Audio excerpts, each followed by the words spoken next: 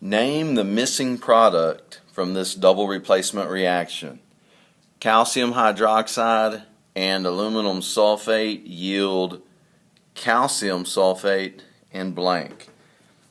When we look at our double replacement reactions, we can see we always have two ionic compounds, and the lead cations just trade places. So here the sodium and the silver, they replace each other.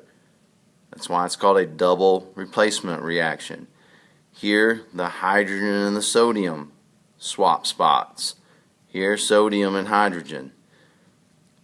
It's always going to be metals in front unless it's NH4 ammonium.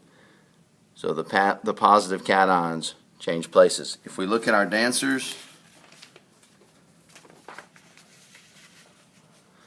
we have these two couples dancing, and they're like, hey, let's change partners. And so A and C just whoop, they change partners. And so now you've got two new substances.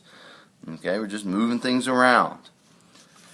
Now, that means the calcium and the aluminum swap spots. So since we got calcium sulfate, that means we're going to have aluminum hydroxide.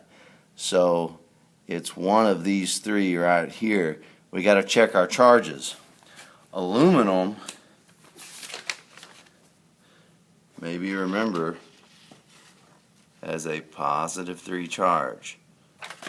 Hydroxide is right over here and has a negative 1 charge.